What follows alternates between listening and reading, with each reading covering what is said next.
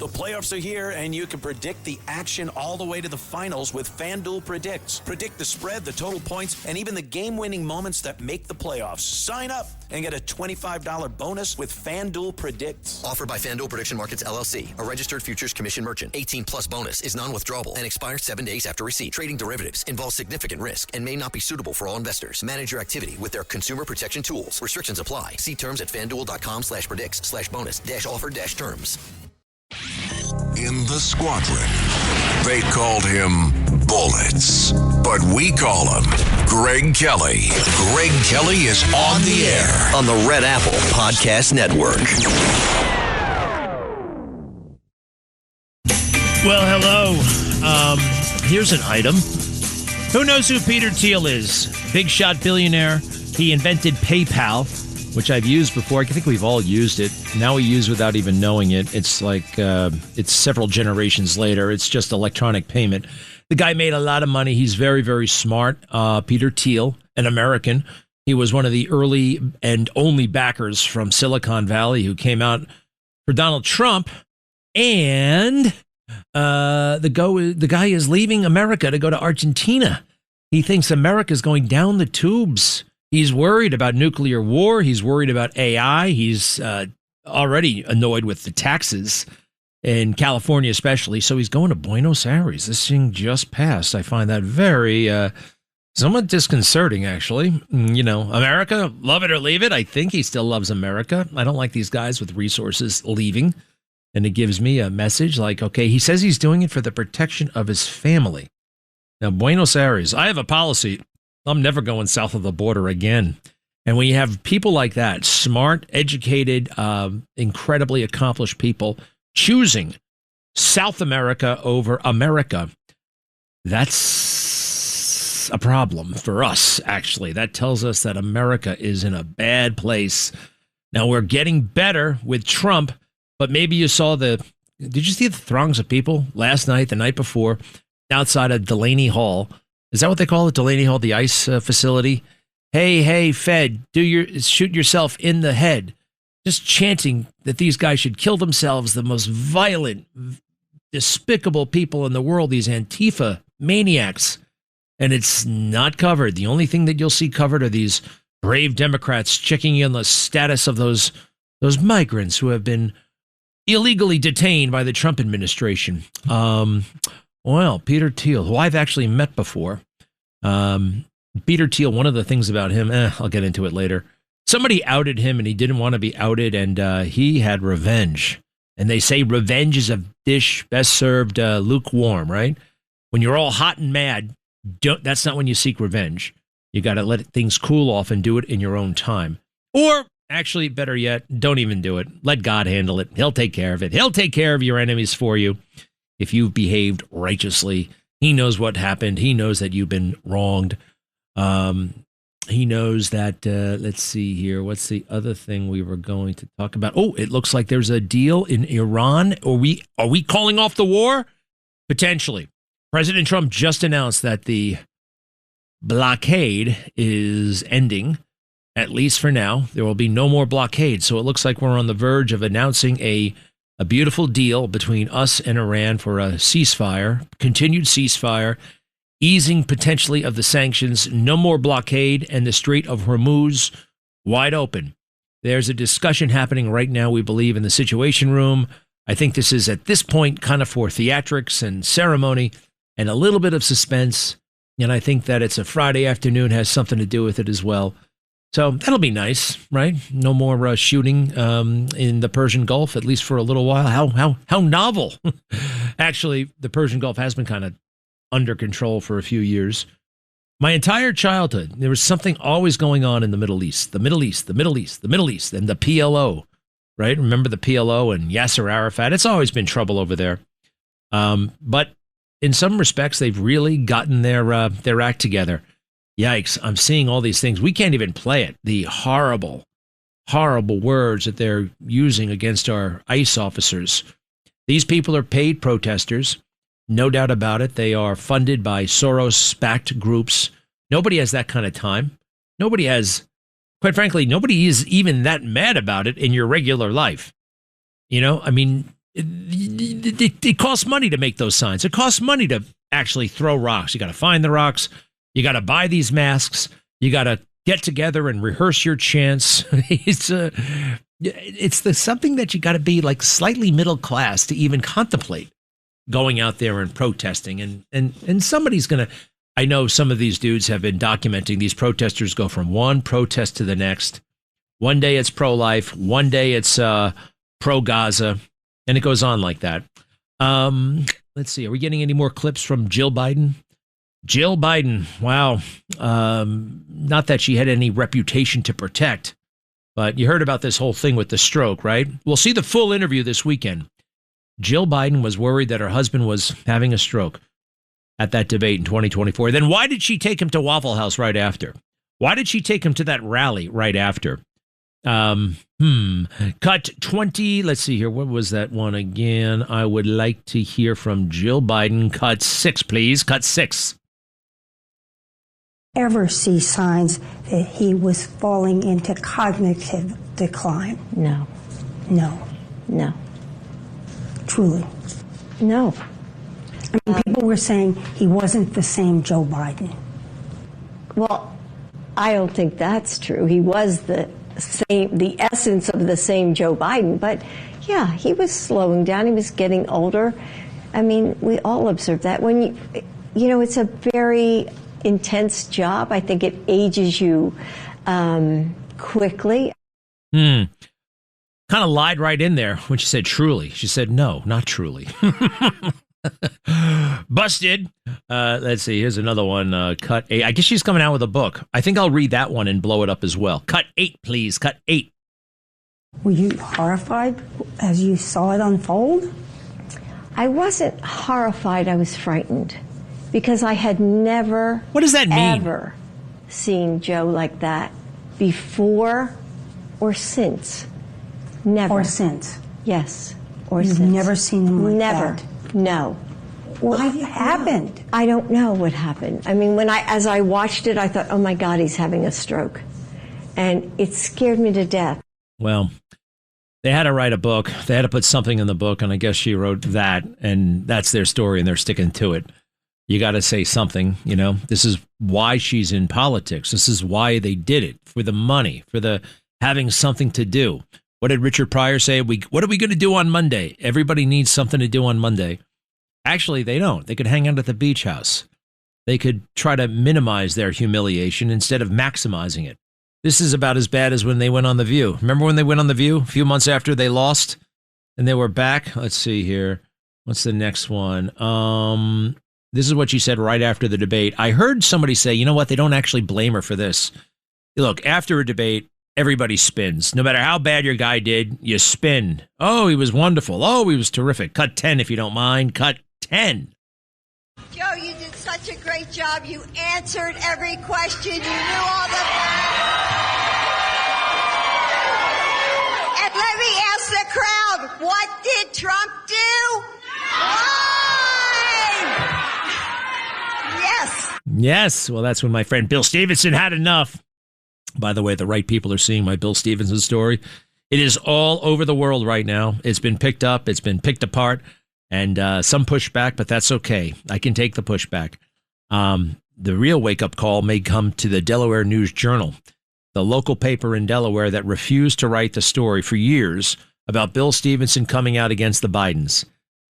Bill Stevenson is not just some guy. He was married to the Bidens. He was married to Jill Biden.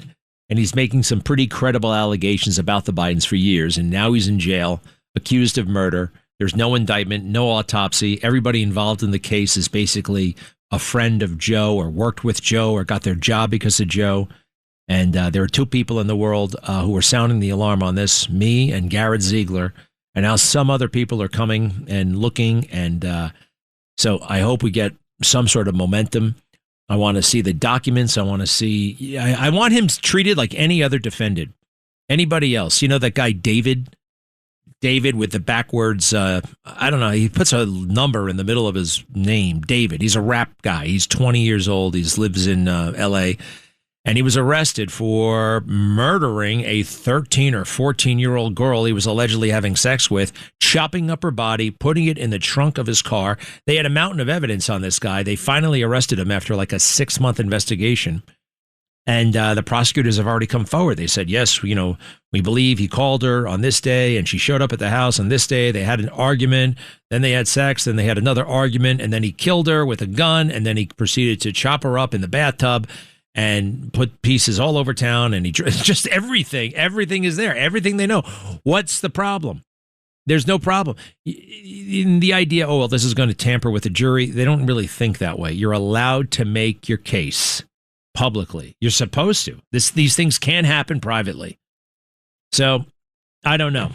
I think that the U.S. attorney maybe in Delaware is going to take a look at this thing. The U.S. attorney is a federal prosecutor. And it's going to take the federal government. This is kind of why we have a federal government, to keep an eye to some degree on the states. Some of these states are crazy. They're weird. Alabama back in the day, Mississippi. Remember, they wouldn't let that little girl go to school? Well, we fixed that. We changed that. All right. Do we have a new Trump truth on the war situation? No, it's a little bit. This is the one from this morning, but I will go through it. Man, it's a long one. It's a long one. The business of war and peace is complex. Iran must agree that they will never have a nuclear weapon or bomb. The Hormuz Strait must be immediately open. No tolls for unrestricted shipping traffic in both directions. All water mines, bombs, if any, will be terminated. We have removed through detonation numerous such mines with our great underwater minesweepers. Iran will complete the immediate removal and/or detonation of any mines that are left, which will not be that many! Exclamation point. He wants the nuclear dust. He wants this. He wants that. Other items of far less important have been agreed to. I will be meeting now in the Situation Room to make the final determination. Okay, and here's President Trump on Jill Biden. Ooh! This should be good. Oh, one other thing here. Let's see. Cut 11, if you don't mind. Cut 11. Your husband has been known to make the occasional gaffe. Oh, you can't even go there. You can, after Donald Trump, you Well, that's what I cannot want. even say the word I can't gaffe. even say the word gaffe. Nope. But you not. Nope. Done. It's gone. The gaffe issue is over. Because Over. So over. That's Jake Tapper, fake tough guy. Just letting the subject of the interview walk all over him. Nope, you can't even talk about that. I remember that. She is a nasty woman. Trump on Jill Biden. He writes that Jill is now out there finally admitting that she did not know what went wrong with Sleepy Joe during our spectacular and highly rated 2024 presidential debate, where Joe was not exactly performing to the highest level of debate standards. She said she thought he was having a stroke, in quotes, and various other really bad things, and yet never rushed onto the stage to help her troubled husband, as any good wife would do. And the only thing she failed to mention was how well I was doing prior to his near total collapse. In other words, as many have asked, did my strong performance in that debate cause him to plain and simple choke, leading to his ignominious defeat?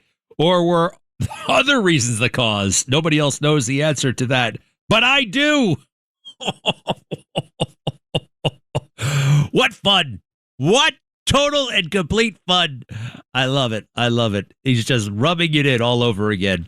Well, I'm going to watch that whole, I guess I have to watch, what is that show called again? Sunday Morning? Remember that show with Charles Kuralt back when it was good? Charles Kuralt. We had guys like that on TV. I loved it. He was big and fat and bald. He was not a ham. Not a pretty boy. He, I think he was a bit of a drinker. Might even have been a problem drinker. I don't know. You know, I hear that drinking is now like nobody in California drinks. They all get high. They call it California sober. They get high as a kite on pot, but drinking is now almost stigmatized, which is interesting to me. Well, let's see here. Shocking new revelations from recently declassified documents regarding the FBI's handling of classified leaks during the Russiagate investigation. Yeah, this is big and getting bigger. All right, we got a big. It looks like there are going to be arrests of possibly Christopher Wray, FBI director, They knew it was a corrupt operation, and they did it anyway because they thought Trump would never come back. Once they mentioned Trump and a porn star, once they mentioned Trump and classified materials at Mar-a-Lago, they thought all of MAGA would wet their pants and turn to Ron DeSantis. Wrong. We saw right through you guys. It's a beautiful thing. There's the music. Greg Kelly. Let's go, Brandon.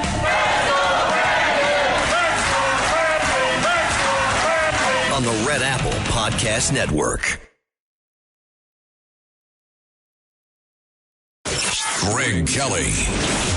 On the Red Apple Podcast Network. Well, I need to know a lot more about Islam and Muslim, and I'm going to be talking to some guests who are experts. Some of them are Muslim themselves, but have a wide eye to what the hell is going on. There is this praying in the street and stopping traffic, putting the mat down, pointing to Allah. It's happening all over the country. It's fine in a mosque, but why are you doing it on the street, and why are you stopping traffic? Something tells me this is not about prayer. This is about power. This is about a display of power. This is about invaders. This is about taking over. This is about trying to change this country in fundamental and unknown ways that are dangerous. You can't do that. I don't want anybody doing that, by the way. I don't want Christians doing that. I don't want Jews doing that. You can't take over a street, really, for any purpose, other than a block party, and you got to apply for a permit, 6 months in advance. Maybe a parade, and again, you got to apply for that, right? And the community, we're all good with that, right? But to spontaneously put down your rugs, kneel down and pray, I don't care who you are, that's illegal. It's not beautiful. And some people are pointing this out. This is like an invasion. And the stuff that you hear in the streets, it's like, wow. Dearborn, Michigan, Patterson, New Jersey, and Brooklyn, New York. I'm looking this happening in Brooklyn, New York, another one up in the Bronx. Why would anybody do that? What is the real agenda? Did you see AOC speak at the Eid celebration? The Eid celebration. There are local public schools that now recognize Eid, E-I-D, which is some Muslim thing. Sorry, I'm unaware of its implications, ramifications, its significance or lack thereof. I do know about the Christmas significance, okay, and relevance. I also know in certain school districts, they do not even acknowledge it on their calendar, but they are with this Muslim stuff. Now, that isn't by accident. That's a couple of things going on. It's cute, it's stylish, it's fashionable, it's woke, it's hip, it's, oh, look at us, embracing what you think is the new thing, the new way to look cool. But you have no idea, some of you have no idea what you're signing up for. And some of you do. And some of you signed up a long time ago. Hey, it's really interesting to hear. I guess Tallarico, that little prickly little guy in Texas is realizing that this is not going to be a cakewalk. All right. Some real press is actually starting to get through to him. He's apologizing for the weirdo statements he made over the past, 15 years, especially over the past 2 years. You know what must be fun?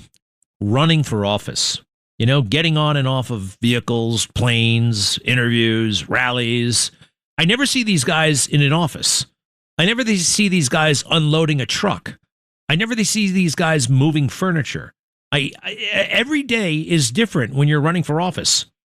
No wonder why Curtis wanted to run so bad. No wonder why these guys, right? It's fun. It beats working. And oh, by the way, with the money on the table, there's money to be made. There are consultants to hire. There's foundations to build. There's a campaign war chest that you can use if you don't spend it all for your next campaign or your next foundation. Maybe I shouldn't work. Maybe I should run for office. I got to tell you, that has crossed my mind. Running for Chuck Schumer's seat. How would I do it? How would I do it? How would I live? How would I, what about income and what about work and all that stuff? Because you got to take a year off. Now, I don't know how you do that. It looks like you either have to be very rich or very corrupt. Now, I do hear that there is a way you can pay yourself a salary, but that's hardly ever done because those who do it, the fake news blows them up.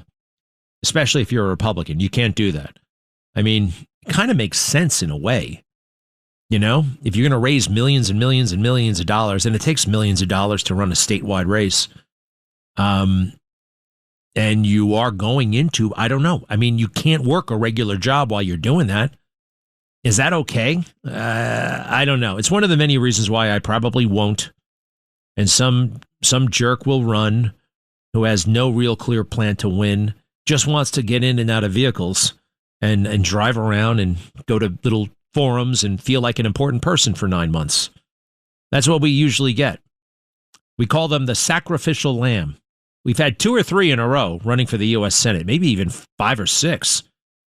The last statewide Republican who ran a credible race was Lee Zeldin. Who was the guy before that? You know, there are all these guys, they're perennial office runners. They just wait for the next gig, wait for the next tap on the shoulder. Hey, a couple of other things here. I like the E. Jean Carroll stuff, that she's being exposed for the fraud and the criminal that she is. Not enough people are aware of Louis Lyman, though. No, not Louis Lyman. Louis Lyman is actually okay. He's fine. I have no beef with him. I like that guy. It's Judge Louis Kaplan I got the beef with. Kaplan, Kaplan, a Clinton appointee who let that mangy mutt into his courtroom, E. Jean Carroll. I tell you what, Alan Dershowitz, where would America be without Alan Dershowitz, for crying out loud? Cut 14, please. Cut 14. This guy has been great on everything. And when Donald Trump got lawfared, you need a man like Alan Dershowitz. There should be about 10,000 Alan Dershowitz. Unfortunately, there's only one. And fortunately, there's Alan. Cut 14, please. Actual videotape which shows how he was while he was president. And I think the American public has the right to see that. Yeah. Look, if you want to get it out. I agree with you. I agree. Everybody has the right to see it.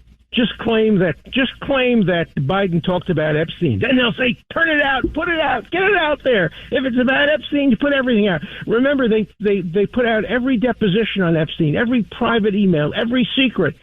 But suddenly when the president of the United States is deposed in a formal legal proceeding, that somehow can't be disclosed to the public. That's absurd. So in the end, they will come out. I guarantee you we will see him humbling and bumbling.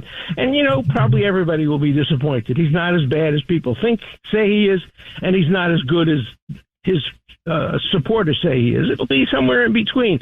But it'll be interesting to see the president of the United States, on videotape answering hard questions. That's the right of the American public.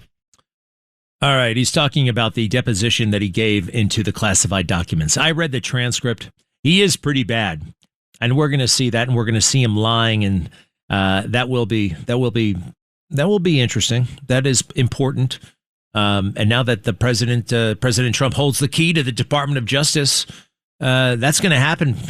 That's going to happen. Now, the other thing that happened when Donald Trump got deposed, that was everybody. We all saw it. Not much happened. He's a pretty good witness, actually. He knows how to be deposed. There's a way to be deposed. You answer the question. You don't volunteer anything that you don't have to volunteer. You have to be candid, but you don't have to be too candid. It's an interesting dance. Dance. Now, at times, President Trump violated all those rules, insulting the attorneys and stuff like that, and saying that he did not find them sexually attractive and stuff like that. I mean, he had a right to do it. And if you're in there for 8 hours, you will get angry from time to time. Hey, I want to go back to the ICE detention facility. You ever wonder why these ICE guys keep their faces masked? Well, all you got to do is put a picture of a person online, and you send it into images or you send it into AI, and you'll get, in reasonable time, you'll have an idea of who that person was. Facial ID. It's very, very common now. And you'll hear a guy at the one of these Antifa maniacs. He gets a glimpse of an ICE guy and takes a picture of him. And listen to what he says. He's seen his face. He has a picture of the face, and listen to what he's going to do with that. This is right outside the ICE facility. There's pushing and shoving going on, and you're going to hear a maniac boast about what he's going to do with the picture he has of an ICE agent's face. Go ahead. I'll kill your whole family. Your whole family's dead. Come on. Your children, your wife, all dead. Put your, my boy. I have your face, mother. You're dead. Dead. Voice to back up and put your stick down, because I'm about that life. You say, come on. I have your face. Right? Yeah, it's small now. Put your stick down. Tell your voice to back up. I'm about that life, my boy. I'm a veteran. Hey, don't tell me I'm a veteran. It doesn't matter anymore. That thing, that's a scam. Oh, what do we call it again? What do I call it? Perfectly PTSD. Perfectly typical stuff that happens during the day. Okay, PTSD is a great big myth that's been exploited. You guessed it, for money. Big pharma, and to some degree, some veterans I know. You know, it's very alluring. It's very seductive to be a victim. There's something about it. There's just something. People feel sorry for you. You can feel sorry for yourself. It opens a lot of doors to a lot of dead ends, though. That's the thing. Hey, Karen Bass is the mayor of Los Angeles, facing a competitive re-election. Go Spencer Pratt. Go Spencer Pratt. Spencer, the reality star. I don't care what he did. I don't care how a man makes his business. It doesn't matter to me how a man makes his living. Godfather. Spencer Pratt points out the following on X. When I was in my 20s, I was on a TV show. When Karen Bass was in her 20s, she was training in terrorist tactics and guerrilla warfare with communists in Cuba, back when the LA Times was still in LA and used to tell the truth. And under that is a Los Angeles Times story from Monday, November 28th, 1983. And plaintiff Karen Bass, according to a 1973 intelligence document provided to the Times, traveled to Cuba with the 6th contingent of the Veteramos Brigade. The brigade trains revolutionary-prone Americans in terrorist tactics and guerrilla warfare while claiming to harvest sugar cane. Bass, characterized as a brigade leader, returned from Cuba to the USA, bringing back propaganda literature, the document noted, without citing the source of this information. It's interesting. It's like a timepiece going all the way back to 1983. Wow. That's she was affiliated with a terrorist group. Then again, she is a black woman. And we're not supposed to talk about those things. The LA Times, that's back when it was normal. You'd have been late if it was normal. Give me 1 second, all right? Be right back. Greg Kelly on the Red Apple Podcast Network.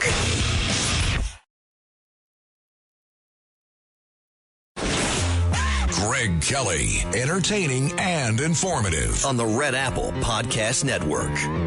Hey, you know this Michael Rappaport, who gets angry a lot? He's running for mayor, right, James Flippin? You know that dude? He's a very good actor. He's funny. He's interesting. I like him. He does make those videos where he's, irate. Is he running for mayor? What is the deal? I actually was not aware that he's running for mayor, but I know him as someone who's been very active in the political scene over the last few years. He was very anti-Mamdani.